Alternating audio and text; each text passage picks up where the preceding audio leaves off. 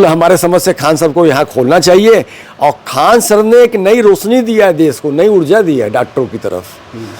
और हमारे समझ से स्कूल कॉलेज भी खोलने की तरफ वो आगे बढ़े, यूनिवर्सिटी भी खोलने का आपका प्रोग्राम है। अब देखिए खान सर के पास जो मैं देख रहा हूँ, दिल्ली से, बॉम्बे से, कलकत्ता से बड़े बड़े डॉक्टर टेलीफोन कर रहे हैं कि मैं अपने खर्चे पे आना चाहता हूँ पटना, और अपने खर्चे से जाना चाहता हूँ, मुफ्त में इलाज करना चाहता हूँ। कहीं ना कहीं किसी हॉस्पिटल से मजबूरी में बंधे हुए हैं। बड़े बड़े हॉस्पिटल में नाम नहीं ले सकते, हो सकता है भाई डॉक्टर की मजबूरी हो कि बड़े बड़े जगह बैठेंगे तो बड़ा हमारा नाम होगा, और वैसी बात नहीं है, अच्छे लोग आज भी दुनिया के अंदर है। देख रहे हैं काशी उजाला न्यूज। पूर्व के प्रत्याशी रहे हैं मोहम्मद सलीम, जो कि समाज सेवी हैं, और ये समाज में बहुत सारे समाज सेवकों के साथ मिलकर के इन्होंने बहुत बड़ा संगठन तैयार किया। इससे हम बात करने जा रहे हैं। बहुत बहुत स्वागत है सर। मैं मोहम्मद सलीम, वरिष्ठ समाज सेवी, वाराणसी। क्षेत्र के समाज के लिए आप तो बहुत कुछ कर चुके हैं, यहाँ तक कि जो इलाहाबाद में 14 दिन का जो कुंभ लगा था उसमें भी आपका बहुत ज़्यादा सहयोग रहा। इस कुंभ को लेकर क्या कहना चाहेंगे सर? मैं सामाजिक प्राणी हूँ, मैं अपने समाज के प्राणी नहीं हूँ। हम अपने देश के लिए हैं। अच्छा। उसके बाद अपने समाज के लिए 20-25 दिन नहीं, करीब 1.5 महीना कुंभ चला था। और इसमें कोई शक नहीं कि उत्तर प्रदेश प्रशासन ने सारी व्यवस्था किया था। लेकिन कुंभ से जब पलटवार काशी की तरफ हुआ तो स्थिति ऐसी थी कि रोड पर भी बैठने तक की जगह नहीं थी। तो 1.5 महीने तक हमें ये सौभाग्य प्राप्त हुआ देश के नागरिकों का, महिलाओं का, देश के पुरुषों का सेवा करने का। और मेरी पहचान हिंदू, मुसलमान, सिख, ईसाई से नहीं है। मेरी पहचान सूत्र रूप से एक जो तो भारती के नाम से है। और इसमें कोई शक नहीं कि मैं वरिष्ठ समाज सेवी हूँ, और लगभग हम सीनियर सिटीजन में पहुँच गए हैं। मेरे घर के सामने एक मकान है, ज़मीन है, कम से कम सैकड़ों में टूर्नामेंट करवा चुका हूँ। और पूर्व में मैं कैंट विधानसभा का विधायक का प्रत्याशी भी रहा हुआ हूँ। लेकिन सबसे बड़ा जो सौभाग्य जो मुझे प्राप्त हुआ, कुंभ में जब इलाहाबाद से पलटवार जब हुआ तो करोड़ों की संख्या में श्रद्धालु बनारस में आए। रहने का, नहाने का, खाने का, पीने का बड़ी समस्या थी। तो मैं बहुत एक सौभाग्यशाली, मुझे अच्छा लगा कि लगभग 45 दिन तक हमने निःशुल्क रहने का, खाने का, पीने का, नहाने के, धोने का, महिला हम अपनी बहनों का, भाइयों का हमने जो तो इस्तकबाल और स्वागत किया। हालांकि खाने के लिए हम नहीं कह सकते, 98% तो लोग भोजन खुद ही लेके आए हुए थे, अपने साथ लेके आए हुए थे। और इसलिए मैं सौभाग्यशाली समझता हूँ। और दूसरी चीज़ मैं आपको एक और चीज़ और बता दूँ कि 45 दिन तक मेरे घर में, हालांकि आप 99.99% लोग जो तो नॉनवेज है यूज करते हैं। और हिंदुस्तान में आंकड़े के हिसाब से तो 72% जो तो ऑल ओवर इंडिया में लोग नॉनवेज यूज़ करते हैं। उसमें हिंदू भाई भी है, मुस्लिम भाई, सिख, ईसाई सब है। 15 दिन तक हम लोगों ने, पूरे परिवार ने नॉनवेज का इस्तेमाल नहीं किया। यहाँ तक कि अंडा भी हम लोगों ने घर में नहीं बनाया। उत्तर प्रदेश की सरकार धीरे धीरे स्कूलों को मर्ज कर रही है, इस पर आप कहना चाहेंगे? देखिए, कुछ हद तक हमारे जो देश के मुख्यमंत्री हैं, प्रदेश के मुख्यमंत्री योगी जी है, सोच कहीं से गलत नहीं है। हालांकि सुप्रीम कोर्ट ने इसको नहीं माना। अब भाई कोर्ट है, वो बहुत बड़ी संस्था है। और कुछ हद तक सत्य ये भी है कि आप प्राइवेट स्कूलों में चले जाइए, फीस जरूर वहाँ पर मांगा है टीचरों का 40,000, 50,000, 60,000, हमारे 70,000 से ऊपर की सैलरी नहीं होती है। जबकि सरकारी टीचरों की प्राइमरी की 80,000, 90,000, 1 लाख, 1.25 लाख, और इंटर कॉलेज चले जाए तो रिटायरमेंट के आसपास 1.25 लाख, 1.5 लाख के आसपास लोग पहुँच जाते हैं। जो प्राइवेट स्कूल में पढ़ाते हैं वो स्कूटी से जाते हैं, और जो सरकारी स्कूल में पढ़ाते हैं वो कार से जाते हैं। मालूम क्यों? वो अपने धर्म का निर्वाह नहीं करते। ये सत्य है। इस पर हमें विचार करना पड़ेगा, और सरकार को इस पर टाइट होना पड़ेगा। जो जितने भी सरकारी स्कूल हो, चाहे प्राइमरी सेक्शन हो, चाहे इंटर कॉलेज हो, सरकार को बिल्कुल इस पर टाइट होना पड़ेगा। तनख्वाह तो बहुत अच्छी है, तनख्वाह बहुत अच्छी है इन लोग की, लेकिन उस तरीके से मेरा जहाँ तक अपना व्यक्तिगत मानना है कि उनको अपने कर्तव्यों पर भी ध्यान देना चाहिए, जो कि कम देते हैं। हम हर किसी को नहीं कहते, मैं भी मतलब कटी में इंटर कॉलेज का पढ़ा हुआ हूँ, वो भी एडेड स्कूल है, तो कम ध्यान देते हैं, देना चाहिए उसमें। ये नहीं कि हर आदमी के ऊपर हम उंगली उठा सकते हैं, अच्छे लोग भी है उसमें, बुरे लोग भी है, सरकार को टाइट होना चाहिए इस पर। लगातार गरीब शोषित वंचितों का शोषण हो रहा है। इस कुछ हॉस्पिटल ऐसे हैं जो कि पैसे के अभाव में दान से धोना पड़ता है, और ऐसे भी हॉस्पिटल हैं जहां पे केवल पैसे की उगाई की जा रही है। इस पे क्या कहेंगे सर? देखिए, एक बहुत बड़ा सवाल आपने पूछा। ये सच है कि लोग कहते हैं कि डॉक्टर भगवान के रूप होते हैं जी। इसमें कोई सत्य नहीं कि डॉक्टर भगवान के रूप होते हैं, लेकिन देखा जाए कि इसी बनास के अंदर 90% से ऊपर जितने हॉस्पिटल सब कमीशन पर चल रहे हैं।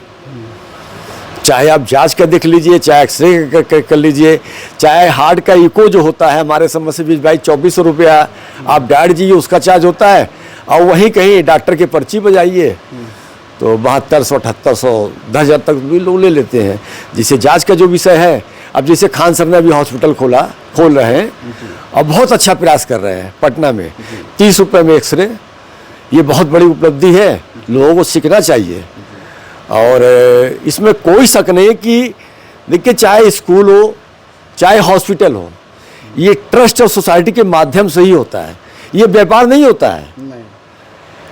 आप बिजनेस करिए वो व्यापार है, आप होटल खोलिए व्यापार है, लेकिन नहीं कहना चाहिए, लोगों को थोड़ा सा अपने अंदर सुधार लाना चाहिए कि सबको ऊपर ही जाना है, कोई कुछ लेके जाएगा नहीं। जब सिकंदर कुछ लेके नहीं गया तो हम आप क्या लेके जाएंगे? थोड़ा मानवता भी दिखलाना चाहिए। और इसमें कोई शक नहीं कि डॉक्टरों की फीस देख लीजिए, डॉक्टरों की मेडिसिन देख लीजिए, मेडिसिन पर भी कंट्रोल होता है। जो उनके हॉस्पिटल के अंदर मिलेगी वो बाहर में नहीं मिलेगा। यानी कि आपका कहने का मतलब कि जो खान सर जिस तरह से हॉस्पिटल खोल करके पटना को एक गरीब शोषित वंचितों के लिए जो व्यवस्था कर दिए हैं, इससे तो बहुत आसान हो जाएगा इलाज कराना। तो अपने उत्तर प्रदेश और बनारस में ऐसे लोग हैं जो ऐसे संस्था खोल करके क्यों नहीं चलाते? देखिए, ये हर डॉक्टर को हम गलत नहीं कर सकते, उसमें बहुत से अच्छे भी हैं।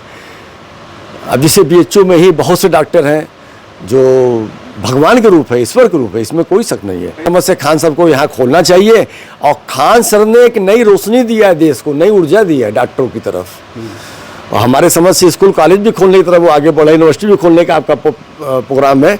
अब देखिए, खान सर के पास जो मैं देख रहा हूँ, दिल्ली से, बॉम्बे से, कलकत्ता से बड़े बड़े डॉक्टर टेलीफोन कर रहे हैं कि मैं अपने खर्चे पर आना चाहता हूँ पटना, और अपने खर्चे से जाना चाहता हूँ, मुफ्त में इलाज करना चाहता हूँ। कहीं ना कहीं किसी हॉस्पिटल से मजबूरी में बंधे हुए हैं।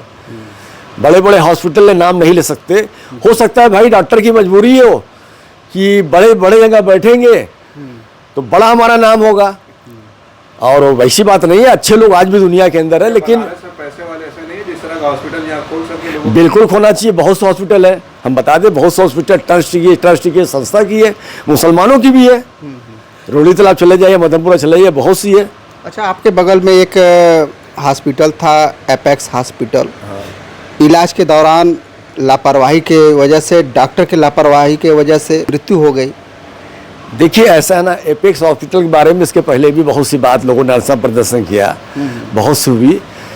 तो कहने का मतलब कि देखिए, कमज़ोर आदमी पैसे वाले से नहीं लड़ पाएगा आज के पीरियड में। अब जिसे मान लीजिए एक मकड़ी का जाला है, सुप्रीम कोर्ट के जज ने कहा था मकड़ी के जाले को मकड़ी नहीं पार कर सकती, लेकिन हम कोई दूसरी उससे ताकतवर चीज़ उसको पार कर सकती है। हम लोग को अपने नेचर को चेंज करना पड़ेगा। हमारा विनम्र निवेदन है स्कूल कॉलेज के मैनेजमेंट से, प्राइवेट और डॉक्टरों से अपील है, रिक्वेस्ट है, हाथ जोड़ कर रिक्वेस्ट है कि थोड़ा मानवता भी को भी ध्यान में रखे। और पैसा किसी के पास रहा नहीं है। हमने इस उम्र में इतना देखा है कि बहुत से लोगों ने पैसा कमाया है, वंश खत्म हो गया है, वंश खत्म हो गया, वंश नाश हो गया है। बहुत से लोग कहते हैं ना, मुसलमानों में बहुत से पैसे वाले हैं कि हमने 7 पुस्तक तो हमने बना दिया। अरे यार, 1-2 पुस्तक नहीं चल पाएगा, 7 पुस्तक की बात कर रहे हो। अकबर जैसा आदमी जाके उसका वंश का पता कर लीजिए। अकबर बादशाह था ना, बहुत से बादशाह गुजरे हुए हैं। सिकंदर, जी हाँ, सिकंदर जब मरा तो उसने 3 चीज़ जो तो मरने के पहले कहा था। कौन कौन सा चीज? पहली चीज़ ये कि मेरी जितनी दौलत को उसको रोड पर बिछा देना, जितने जो है तो हमारे जो हकीम लुकमान जो भी ABCD हमारे जो तो इलाज किए हैं, पहले इनको कंधा देना। और तीसरी चीज़ क्या है, मेरे दोनों हाथ को बाहर निकाल देना। मानवता लोगों को निभाना चाहिए। हम किसी पर आरोप नहीं लगा रहे हैं, आरोप प्रत्यारोप की बात नहीं कर रहे हैं। आप पैसा कमाइए, कुछ भी कीजिए, लेकिन सामने वाला किस लाके जरा इसको भी देखिए आप, किस चीज़ को सफ़र कर रहा है कि नहीं कर रहा है। आप उसको मजबूरी में आप उसको लूट लेंगे, उसकी जो आत्मा दुखेगी ना, तो सेटेलाइट से बड़ा सेटेलाइट उसके पता सीधे ऊपर तक जाता है। और ईश्वर अल्लाह भगवान तो अनेक हुए हैं, लेकिन ईश्वर अल्लाह गॉड एक ही है। वो सुनता है गरीबों की। बहुत से हमारे मोहल्ले में बहुत से हम जानते हैं, कभी इनके नस्ल के लोग थे, बहुत रईस थे, आज उनके बच्चे भीख मांग रहे हैं, हीरोइन पी रहे हैं, गांजा पी रहे हैं, नस्ल खत्म हो गया। लोगों को इस पर विचार करना चाहिए। ये गलत चीज़ है कि और डर से पैसा कमाना किसी को। एपिक्स के बारे में अब कह रहे हैं, बहुत सी चीज़ मैं भी देख रहा हूँ, नहीं होना चाहिए ऐसा। अरे कितना कमाओगे यार, कितना खाओगे? पेट भर ही खाएंगे। पेट भरी खाओगे, क्या खाओगे? ऊपर वाले ने अगर से कोई बीमारी दे दिया, खत्म हो हम जाएगा। संभाल पाएंगे? उसको नहीं संभाल पाएंगे। ऊपर वालों को खुश रखो, सब खुश रहेंगे। इलाहाबाद में एक कुंभ लगता है, जिसका उत्तर प्रदेश सरकार ने 144 वर्ष पहले कुंभ जो लगा था, उसकी तुलना में इस बार कुछ ज़्यादा व्यवस्थाएं की गई थी। लेकिन फिर भी कुंभ का जो नहान था, जो भी व्यवस्थाएं वहाँ पे की गई थी, और नागा वैसे भी आते हैं। इस कुंभ की जो रक्षा करनी चाहिए, तो क्या उस तरह से रक्षा हुई? देखिए, मैं एक चीज़ बताऊं, कोई भी पार्टी हो, कोई भी पार्टी के अध्यक्ष हो, वो बुरा नहीं होता। उसकी मजबूरी होती है हिंदू मुस्लिम सिख ईसाई और नीची ऊंची जात का करना। ये सब वोट की राजनीतिक है। समझ में आया कि नहीं? लेकिन हम लोग को तो मानो ना है, मुसलमान में अल्लाह के बनाए हुए सभी मखलूक हैं। हमको हिंदू मुसलमान सिख ईसाई से मतलब नहीं है। इस्लाम ये कहता है, मैं कट्टर मुसलमान हूँ, लेकिन मेरा मजहब ये कहता है कि अगर से एक बार कहीं मुसलमान प्यासा है, एक बार हिंदू भाई प्यासा है, तो पहले हिंदू भाई को पानी दीजिए, अपना अखलाक आप दिखलाइए। हिंदू कभी कुरान में नहीं लिखा हुआ है कि आप आबादी बढ़ाइए। मुझे जहाँ तक संज्ञान में, मैं आलिम फाली कारी मुफ्ती मौलाना नहीं हूँ, जो भी मैं थोड़ा बहुत जानता हूँ, धर्म कभी नहीं कहता है कि किसी के साथ अन्याय करो। लोग अपने स्वार्थ में करते हैं। जब आप जैसे मान लीजिए कि कुंभ में 1.5 महीना 45 दिन तक हमें इतना सौभाग्य प्राप्त हुआ, आप यकीन नहीं करेंगे कि हिंदुस्तान के सैकड़ों सेलिब्रिटी ने अपने जो तो व्हाट्सएप पर लगाया, यूट्यूब पर लगाया। बनारस के 20,000 लोगों ने अपने स्टेटस पर लगाया था। लोग बताते हैं कि पूरी दुनिया के अंदर 45-50 करोड़ व्यू और कम से कम 6 करोड़ के आसपास उस पर कमेंट्स आए थे। और मैं हिंदुस्तान के देश का सौभाग्यशाली मैं नागरिक हूँ कि मुझे ऐसा धर्मार्थ करने का, खिदमत खल करने का मौका मिला। और जिस तरह से भगदड़ हुई थी सर कुंभ के मेले में, वहाँ पे मुसलमान जो भाई थे, वहाँ पे अब मस्जिदों में रहने के लिए पनाह दी थी हिंदुओं भाइयों को। इस पे आप क्या कहना चाहेंगे? देखिए, मुसलमानों ने तो अभी बहुत पंजाब में भी किया है। देखिए, मैं छोटी वो बड़ी बात बोल रहा हूँ, सिर्फ नमाज पढ़ने से, रोज़ा रखने से, हज करने से जन्नत नहीं मिलेगी। जन्नत अगर से अल्लाह को इबादत करवाना होता तो अल्लाह के बाद बहुत से फरिश्ते थे। अल्लाह ने मखलूक को पैदा किया खिदमत खल्क के लिए कि आप इबादत भी करते रहो, अपनी जिम्मेदारी भी उठाते रहो, खिदमत खल्क भी करते रहो। ठीक है, धन्यवाद सर। अभी बातें हो रही थी मोहम्मद सलीम जिसे, जिस तरह से इन्होंने अपने विचारों को रखा, इनके विचारों को आप कैसे देख रहे हैं, हमें कमेंट बॉक्स में ज़रूर बताइएगा। और इस वीडियो को ज़्यादा से ज़्यादा शेयर कीजिएगा, सब्सक्राइब कीजिएगा। फिर मिलेंगे नए वीडियो के साथ, तब तक के लिए नमस्कार।